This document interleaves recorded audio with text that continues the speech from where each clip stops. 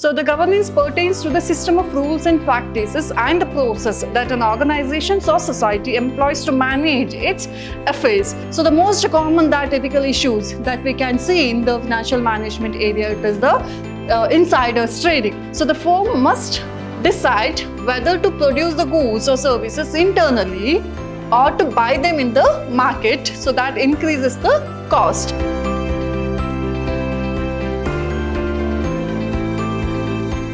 Hello dear student, welcome to the session. My name is Kripa MD, faculty in the Department of Commerce, Vidyashram Postgrad College, the Temple of Excellence, Mysore.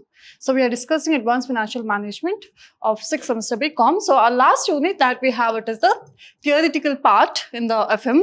So that is the ethical and the governance issues.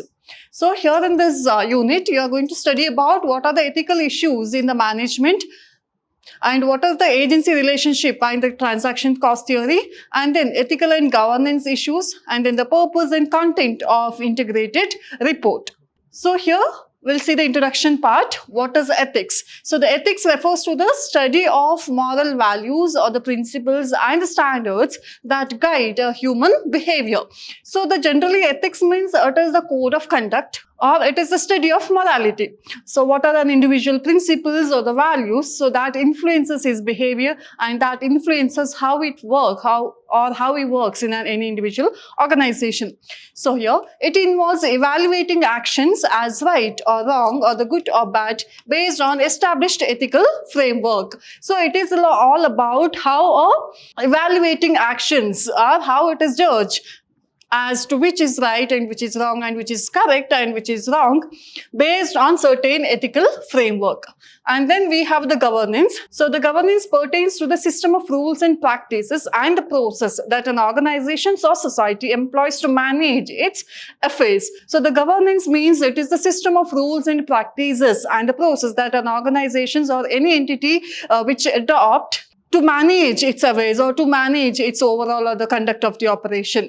So the effective governance ensures the accountability, transparency, and the responsible decision making. So the authentic or the effective governance makes sure that they will have the accountability and they will have the transparency and responsiveness to the various situations, or as well as in case of if any decisions has to be taken. So they will ensure that they will maintain the accountability and the transparency. So that we have it is the governance. So next we have the ethical principles.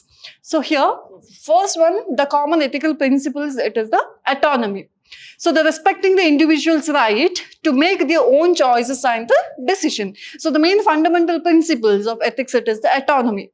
So that means what? It is the respecting the individual's right or the individual's choice or the individual decisions to make their own choices. So second, we have the beneficence. So the promoting actions that benefits others and contribute to their well-being. Next, we have the non-malfeasance, avoiding the harm or minimizing the harm when pursuing the good actions. So that means whenever a good decision is taken, so they have to see that what are the harms that they are going to cause to the society or as an individual or into any employees. So how they can avoid or how they can minimize any harms while conducting a business operations or while doing any actions, how to avoid any kind of harms that is causing to any situation or causing to any individual. So next we have the justice. So ensuring that there will be a fairness and equity and the impartiality in distributing benefits and the burdens. So the justice means if any payment is made or conduct of any actions or any decisions, they has to maintain that there will be the fairness and there will be the equity and there will be impartiality. Based on impartiality, any kind of decisions will be taken. So next we will see what are the ethical issues in the financial management.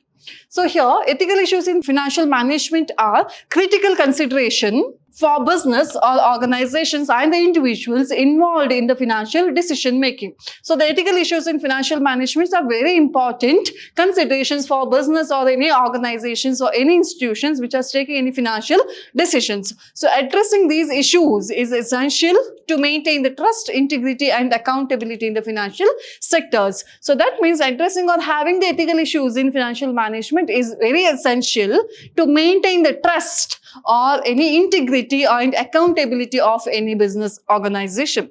So that means ethical issues in the financial management are very important. That ensures that they can, or any individual they can trust, and they can maintain the integrity and accountability of any financial decision. So next we have, what are the ethical issues that we have in the financial management? One, it is the transparency and the disclosure. Then will be the conflict of the interest. So sometimes they will be the shareholders. So that we can call it as the principals, and they will be the agent. For example, the board of the director who act on behalf of the shareholders. Sometimes the interest of those both parties, they may not align with the same interest, or they may not align with the same purpose. So at that time, they will have this conflict of interest. Then they will have the fiduciary duty. How this board of the directors, they act on behalf of the shareholders. So sometimes they may see a certain conflict arising between them. Then they will be the insider trading. So the most common ethical issues that we can see in the financial management area, it is the insiders trading. So maybe in the stock market, or even maybe in the organizations, they may be a certain brokers or the certain peoples. They can be they might be making any changes in the financial records, or they might be making any changes which causes the fluctuations in the share prices. So that we call it as insider trading. Then there will be the corporate governance. So what are the overall individual or the overall organization belief system or organizational principles? So how it will benefit the organizations, or how these their beliefs or the value system, how it affects the society or the environmental as a whole. So that also one important ethical issues in the financial management. And then the market manipulations. Same like the insider traders trading, they will be the brokers who try to manipulate the market, for example, the stock market. So believing the price variation, some investors may trust and they may lose certain amount in the stock market. So that is also one of the main ethical issues in the financial management. And the risk management. For example, any managers or the board of the director, they'll when accepting any proposal or when they invest in any project, they may see only the short-term benefits, and if they overlook the long-term, the effect of that project, so that also will the shareholders in the long term or the long run, they're going to suffer from that projects or the proposals. So that is also the main issues. And then the social responsibility. So that means as a business organization as a whole, how they'll able to contribute to the society, how they'll do certain manipulations in the accounts so that they can avoid the tax, so that they don't even need to carry out certain CSR activities. So these are the common the ethical issues that we can see it in the financial management. So next important theory that we have here in the ethical issues in the financial management. One, it is the agency relationship theory, and another one that is important that we have, it is the transaction cost theory. So here, agency relationship. The agency relationships occurs when one party, that is the principal, delegates the decision-making authority to the another party, that is the agent, to act on their behalf. So here, agency relationship theory, mainly there comes the two parties. One, it is the principal, and another one, it is your agent. So as a business organization point of view, if we say that there is the agency relationship here, there comes the shareholders who appoints the board of the directors to act as their agent so that they can take important decisions on behalf of the shareholders. So here generally we can say that there will be the shareholders and there will be the board of the directors. So this board of the directors, they will be acting on behalf of the shareholders. So that means whatever some of the important decisions will be taken by the board of the directors on behalf of the shareholders. So that kind of relationship that we call it is the agency relationship theory. So here, the common examples includes the shareholders, that is the principals, delegating the authorities to the managers, or that is the agents in corporations. So sometimes there comes the certain relationship conflict among these two, among the principals and the agent. So that means what are the main ethical issues in the financial management? All these the board of the directors. So they are acting on behalf of the shareholders. So that means they have to align their own interest with the overall organizations or entities' interest, which benefits the shareholders' overall wealth. So next, second theory that we have, it is the transaction cost theory. So transaction cost theory, developed by the Oliver V. Williamson, focus on how firms make decisions regarding whether to conduct the transaction in-house or in the external market. Suggests that firms seeks to minimize the transaction cost, including the search, negotiations, and the monitoring cost. So that means the transaction cost sometimes here, what is the cost they are incurring while conducting an activity? For example, if we say about the outsourcing activity, some of the activities the organization they can outsource from the other firms so that they can minimize the cost, and at the same time they can save the time also, because other outsourcing firm, they'll have the infrastructures to carry certain activities, and also they'll have the specialization in doing those activities. So for example, the logistic activities. So there will be the other firms who are involved in outsourcing these. For example, the data entries or the payroll preparations or any accounting. So these are the activities that can be outsourced. So that means transaction cost theory, it says that the focus on how firms makes a decision regarding whether to conduct the transaction in-house. So that means whether to have these activities carried out by their own firms or in the external market. So suggests that the firm seeks to minimize the transaction cost, including the search, negotiations, and the monitoring cost. So next we have ethical and governance issues. What are the common issues that we have? It is the make versus buy decision. So the firm must decide whether to produce the goods or services internally or to buy them in the market, so that increases the cost. So here, some of the transaction cost theory, what are the ethical issues comes here? One, it is the make or buy decision. So the firms must decide whether to buy or to produce the goods or services internally, that reduces the transaction cost, or they can buy them directly from the market.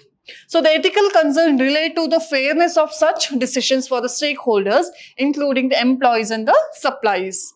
So that means here, whatever the decision is taken, that directly will impact the interest of the shareholders and including the stakeholders. So here under the stakeholders comes the shareholders, and they will be the creditors, who are all the main parties who are interested in the business activities, how a business organization is performing. And also these decisions will impact how the impact their own employees and also the suppliers. So whether to buy or the make or the buy decisions. So one of the main ethical concerns is that how these buy or make decisions that will impact its stakeholders. And then we have the relationship specific investment. When a firms make specific investment in a relationship, for example, the long-term contracts, there is a risk of opportunistic behavior. So the ethical governance involves ensuring the contractual framework, fairness, and dispute the resolution mechanism. So sometimes the relationship specific investment, for example, if they take a long-term, the contract or the long-term projects, so they will have the long-term relationship with the contractor. So at that time, they can have or they can reduce a certain cost if they have a better relationship with the contractors or better relationship with the supplier. So what are the ethical governance involves ensuring that they will have a fair the agreement between the contractor or between the suppliers. And next we have the governance mechanism. So the firms use governance mechanisms such as contract or the vertical integrations and the trust building to reduce the transaction cost. So here governance mechanism, if the firms maintain the long-term relationship, they can make sure that the trust, they'll have a long-term trust building, and also they can reduce certain transaction cost also. So the ethical considerations includes the enforcement of the contract and the protection of stakeholders' interest. Next, we have the regulatory compliances. So here, complying with the regulations and the antitrust laws is crucial in transaction cost theory to ensure the fair competitions and prevent any anti-competitive behavior. So that means there are certain regulations and the laws which is crucial in having a transaction cost theory. So that laws which ensures that there will be a fair agreement and there will be the fair competitions, and they'll prevent any anti-corruption activities. So the ethical governance necessitates adherence to the legal and regulatory framework. So that means what is the ethical aspect here? That is, they have to make sure that they'll follow all these laws that is involved relating to avoiding any competitions or avoiding any unhealthy trading practices. So next we have what is the purpose and the content of integrated report. So the integrated report framework, here, integrated report provides a comprehensive view of a company's performance, considering not only the financial result, but also its social, environmental, and governance impact. So what is an integrated report? So an integrated report not just will showcase the company's performance, but it will also shows what is company's impact onto the social or the environmental and also its governance impact. So here, the factors or the purpose of having an integrated report, here it is, one, it is the stakeholder communication. The primary purpose of an integrated reporting is to communicate a company's value creation story to its wide range of stakeholders. So one of the most common purpose of having an integrated report is that they need to have a proper communications about a company's overall performance and company's overall activities to its wide range of stakeholders, maybe the shareholders or maybe the creditors or maybe to the government. So they have to have a proper communication to these stakeholders. So then, components of an integrated report. An integrated report typically includes the information on strategy, governance, performance, risk opportunities, and financial and the ESG matrices. So the content of any integrated report, it is that it has to showcase the information about the company's strategies and the governance performance and what are the risks associated in while taking up any projects or any new investment proposals or any kind of opportunities and the financial and the ESG priorities.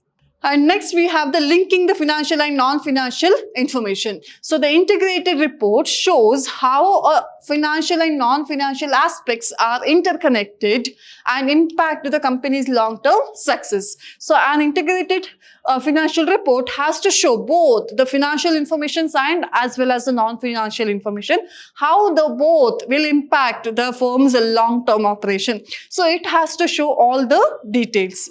And then assurance and the verification. Many companies opt for third-party verification or assurance of their integrated report to enhance the credibility and the transparency. Next, they need to have the continuous improvement. So the integrated reporting is not a one-time effort, but a process that encourages the companies to continuously assess and improve their ESG performances. So they have to seek that they'll have a continuous evaluation. So that means having an integrated financial reporting, it is not a one-time effort.